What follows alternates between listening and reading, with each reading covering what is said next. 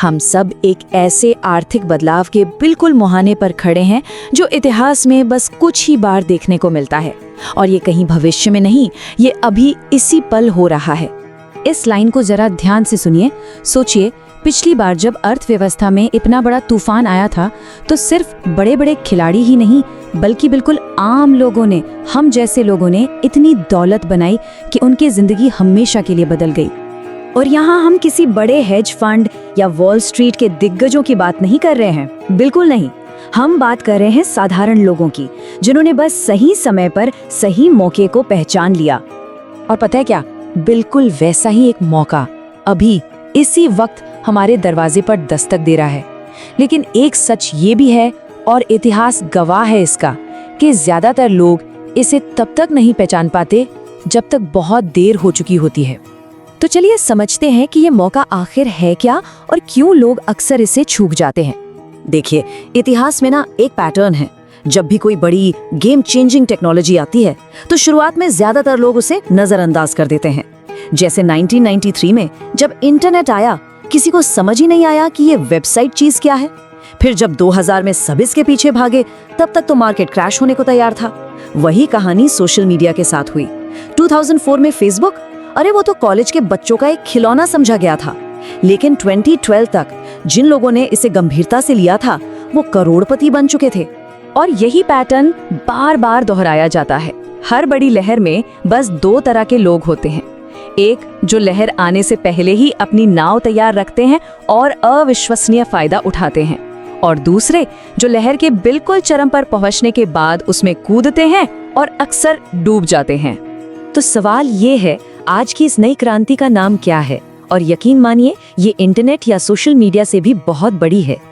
अर्थशास्त्री इसे 5वीं औद्योगिक क्रांति कह रहे हैं, लेकिन आसान भाषा में इसका मतलब क्या है? इसका मतलब है वो दौर जब आर्टिफिशियल इंटेलिजेंस यानी एआई हमारे काम करने के तरीके में, हमारे सोचने के तरीके में, यहाँ तक कि हमारे जीने के तरीके में पूरी तरह से घुल मिल जाएगी। और इसका पैमाना वो तो सोच से भी परे है। एक अनुमान के मुताबिक एआई हर साल, सुनिए, हर साल लगभग 7.9 ट्रिलियन डॉलर्स की नई इकोनॉमिक वैल्यू बना सकता है। इसको अगर समझना हो तो ये जापान जैसे देश की पूरी इकोनॉमी से भी ज्यादा है। लेकिन जो चीज इस क्रांति को सबसे अलग और कह सकते हैं खतरनाक बनाती है, वो है इसकी रफ्तार। बस सोचिए, नेटफ्लिक्स को 10 लाख यूजर्स तक पहुंचने में लगे 3.5 साल, फेसबुक को 10 महीने, और चैट जीपीटी ने ये कर दिखाया सिर्फ 5 दिनों में। 5 दिन, ये तूफानी रफ्तार है सच में। और इस अविश्वसनीय रफ्तार का सीधा सा मतलब है कि जो अवसर की खिड़की है वो बहुत तेजी से बंद हो रही है। इंटरनेट के समय पर ये खिड़की लगभग 1 दशक यानी 10 साल की थी। एआई के लिए शायद बस 2 से 3 साल, हो सकता है उससे भी कम। तो इस एआई क्रांति में असल मौके हैं कहाँ? आइए इसको आसान तरीके से 3 परतों में तोड़कर समझते हैं।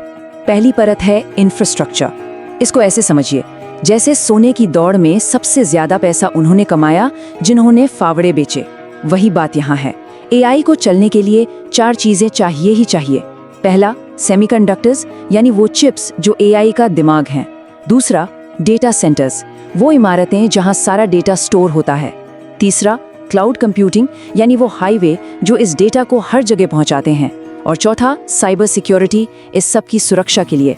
कोई फर्क नहीं पड़ता कि कौन सी एआई कंपनी जीतेगी, इन चारों चीजों की जरूरत सबको पड़ने वाली है। अब आती है दूसरी परत, बिजनेस का मौका। एआई है ना, पुराने तरीकों को बिल्कुल बदल रहा है। एक छोटा सा उदाहरण लेते हैं, ग्राहक सेवा। पहले एक टीम को मैनेज करने में सालाना लाखों का खर्च आता था। आज एआई एजेंट वही काम 80 से 90% तक उस खर्च के एक बहुत छोटे से हिस्से में कर देते हैं, और वो भी ज्यादा कुशलता से। तो इससे ना 2 साफ रास्ते खुलते हैं।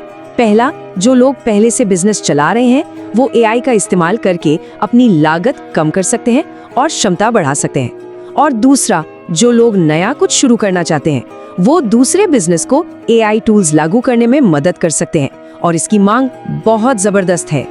और अब आते हैं तीसरी और शायद सबसे जरूरी परत पर, करियर और कमाई। 2023 की एक स्टडी है MIT और हार्वर्ड की, और उसके नतीजे हैरान करने वाले हैं।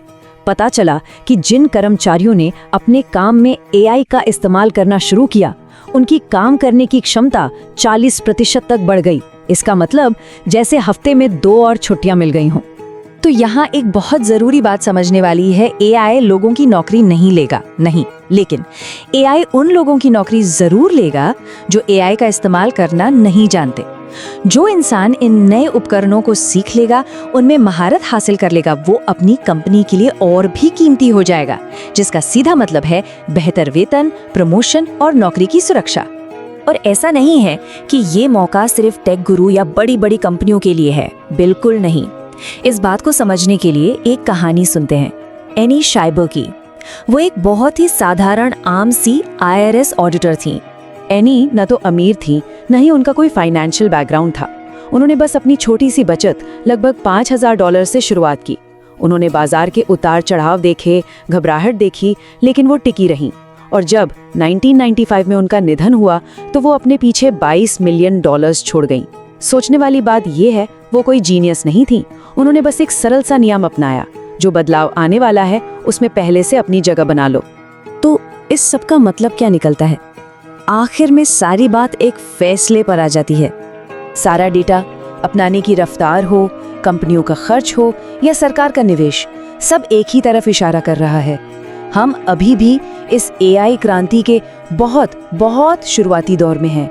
बिल्कुल वैसे जैसे 1994 में इंटरनेट था, मुख्यधारा की लहर के आने से ठीक पहले। तो अब आखिरी सवाल ये है, आज से 10 साल बाद जब लोग इस दौर को याद करेंगे, तो क्या हम उन लोगों में से होंगे जो कहेंगे, हाँ मैंने समझा था कि क्या हो रहा है और मैंने उस पर कदम उठाया, या फिर उन लोगों में से जिन्होंने बस किनारे खड़े रहकर सब कुछ होते हुए देखा? ये फैसला हर किसी को खुद करना है।